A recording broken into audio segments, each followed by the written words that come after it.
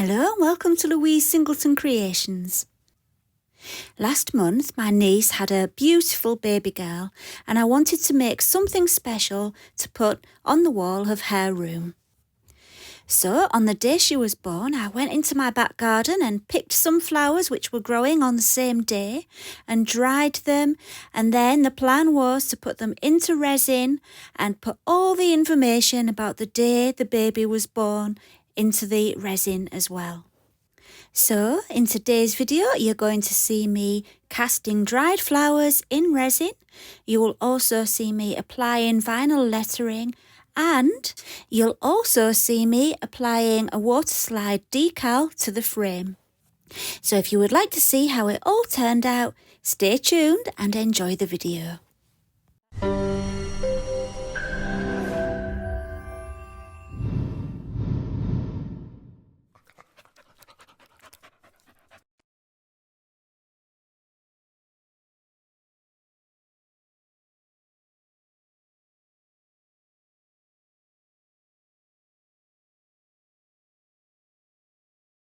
For today's project, I bought this white wooden box frame. It's 22 by 22 centimetres and 4.5 centimetres deep, and it's from Amazon.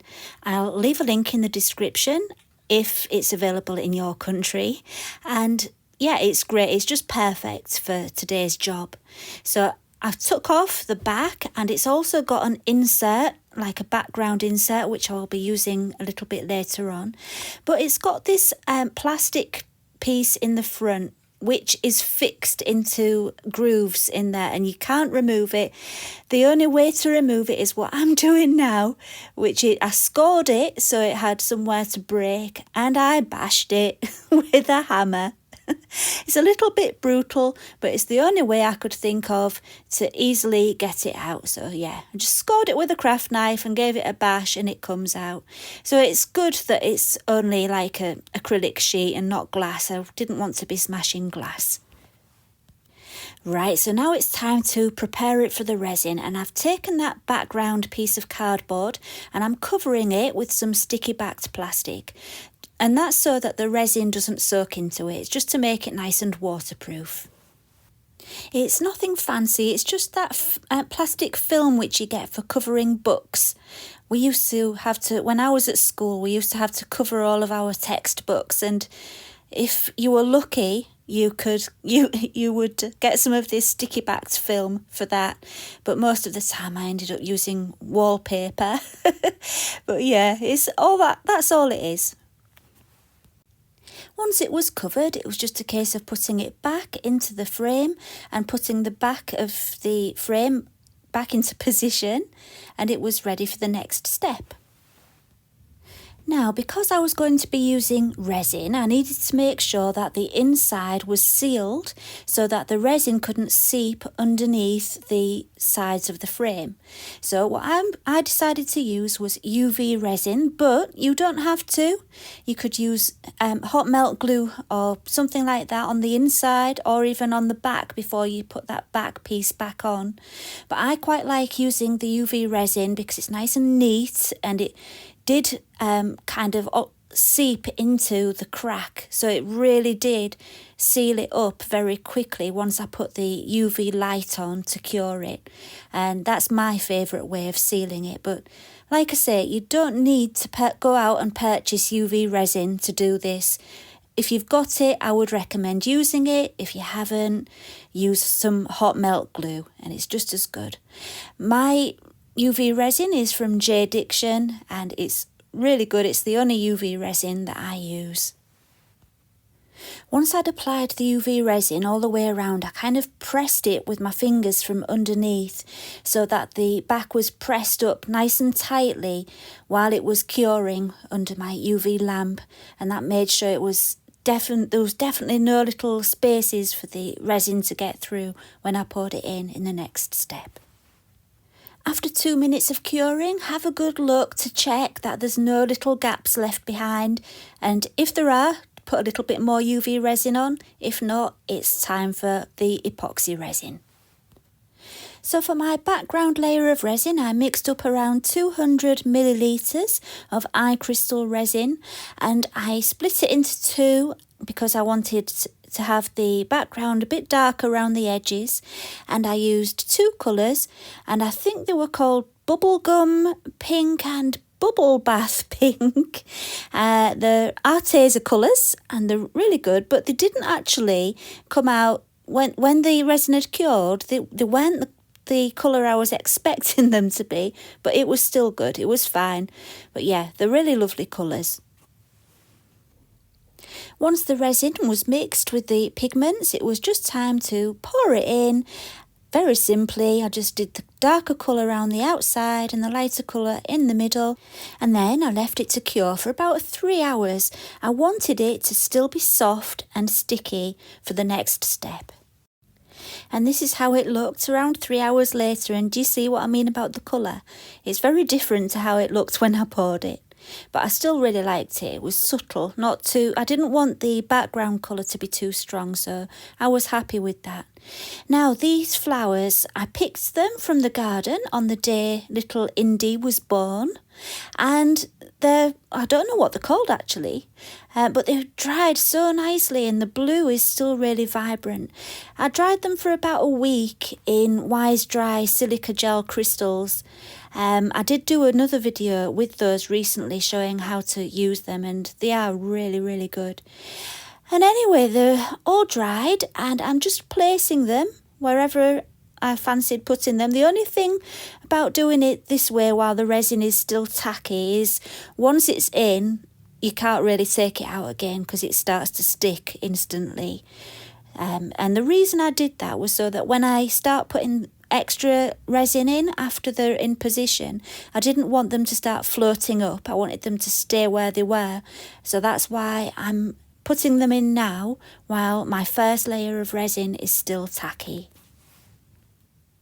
Once that first layer was fully cured, I poured on another layer of resin, and then another layer the next day. But you don't need to do it like that. I think the maximum depth for this resin is probably, gosh, I need to check. I'll put it up on the screen, but I think it's 2 to 3 centimetres. So really, if I'd wanted to, I could have done it all in one go, but I was doing 2 projects at the same time and sharing the resin out between the 2 projects, and I didn't quite mix enough to do it all in one go. So yeah, that's the only reason I did it in lots of different layers. There is a benefit to doing it that way actually. If you do it in lots of thin layers, you get a much clearer finish.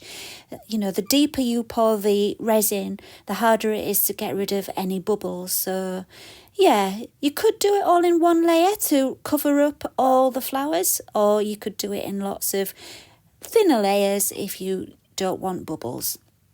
So anyway, I'm waffling now. This is the third layer of resin, and what I did with this layer, when I poured it all in, I added a little bit of glitter because I was starting to think that it was looking like it was lacking something. So all I did was added a little bit of blue Galaxy Starlite glitter. That's from Resin Pro, the same as my resin. So everything is from Resin Pro today. Yeah, and it just added a little bit of interest around the edges.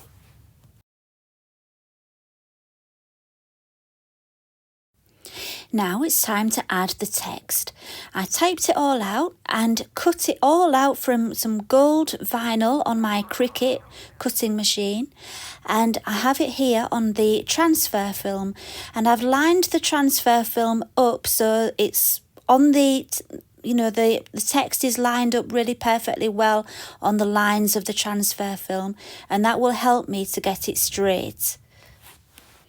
You only get one chance when you're sticking down vinyl lettering, and so I wanted to make extra sure I knew where I was going to be placing it. So I took some masking tape and put it up along the top of the picture so that I could make some measurements and mark the measurements with my pencil and be able to see where to line up my transfer film onto, if that makes sense. Because obviously if you make a mark with a pencil on your actual resin, that mark's going to always be there. So I just wanted it on something that can be removed, but the guideline will be there for me. So I just stuck the masking tape down and measured where I wanted the line on my transfer tape to line up to. And because I couldn't fit a ruler in there to measure where my mark was, I just used a piece of paper to duplicate that size on the other side of the masking tape. And then I joined the dots with something else which was straight, that was small enough to fit in. I don't have any small rulers, you see, so I had to find something that was small and straight to join my dots so that I had something straight to measure up to. And this might all seem a little bit like it's a waste of time, but honestly, it's so annoying when you're adding text to something and you can tell that it's wonky. Maybe no one else can notice it, but you will. And so it's worth taking that extra bit of time and effort to do everything you can to make sure it's straight. And so here, because my masking tape was quite deep, it was the only one I had, was a thick one, I'm just trimming it down so that the text doesn't go onto the masking tape. And it's really messy, but it doesn't matter. As long as I've got that guideline, that's all that matters. So once that was done, I could measure up that line against the line I'd drawn on the, the line on the transfer tape. I could guide that against the line, and then I knew it was going to be straight. And it was then just a case of smoothing it all down with that yellow smoothing tool and peeling off the transfer tape. You do need to peel it off really slowly and steadily, and you might find that it starts to pull up the lettering, and so you just need to rub it a bit more until it stays stuck down. And yeah, that's it really, and then it's ready for the final layer of resin, once you've removed the masking tape, that is.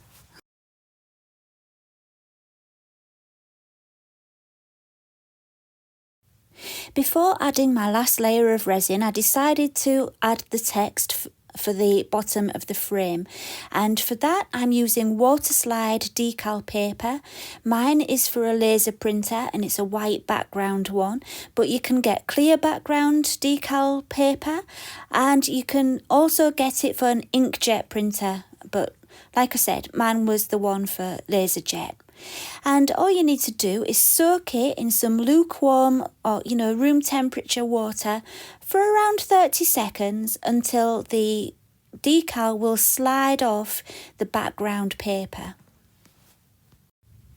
So once it's been soaking for around 30 seconds to a minute, check it and see that the background slides off nicely from the front part. It's a bit of trial and error. This was my first attempt, and you will be, when you watch me do it, you'll be able to tell that it was my first attempt. But I managed it. It didn't go wrong, really, and so for a first attempt, it working all right. It just shows it's not really that difficult. So yeah, I think my problem was that it was a long strip, and as I pressed down the decal at one end and started pulling away the backing paper, as I was pulling it, it was kind of stretching it a little bit. That's what I found. I think maybe I needed to soak it for a little bit longer, and it would have come off even more easily, and it wouldn't have stretched it as much. But it didn't really matter because it's very forgiving, this stuff. It's quite elasticy, and you can just push it back into position. And once it's on, you can keep sliding it around for, I would say at least a good minute before it really starts to stick. So you do have time for repositioning it and getting it just how you want it. Since filming this, I have actually had another go with this on my other projects that I was doing, and it works much better if you use like what are they called? Q-tips? Those little cotton buds for cleaning your ears and things and for makeup and stuff. Well, if you use one of those and you use it wet, that really helps to smooth out any creases rather than using your fingers. But yeah, I was learning as I went along. I often do in my videos. A lot of the things you see me do are my first attempt. So yeah, it was okay in the end. I'm just dabbing it there with some paper towel just to get rid of any excess moisture. And then you need to leave it for a good 3 hours before you seal it. So once that was done, it was time to add my final layer of resin, because there was still few bits where the flowers were protruding out the top. So my final layer of resin, just to make sure it was completely smooth, and then it would be ready for the last step, which is to seal that lettering which is on the frame. And to do that, all I used was some Vallejo matte acrylic varnish, just a drop, and I just brushed it over, and that was it. I would say do 2 layers, so let this dry, and it dries really quickly. Give it about an hour, then give it another layer, and it's done. And there it is, all finished, and it says, "Little Indy, these flowers bloomed on the day you were born." I think it's something for her to look back on in years to come and to think, wow, I was born on the day those flowers were growing and they still look beautiful. And hopefully she'll think about herself looking beautiful forever as well. So yeah, I hope she loves it when she's old enough to appreciate it, and I hope her mum loves it too. So we've come to the end of the video, and that's it for today. I hope you've enjoyed it. If you haven't already subscribed and you would like to do so, please do that, and it helps my channel to grow. And I will see you again next time. Bye for now. The day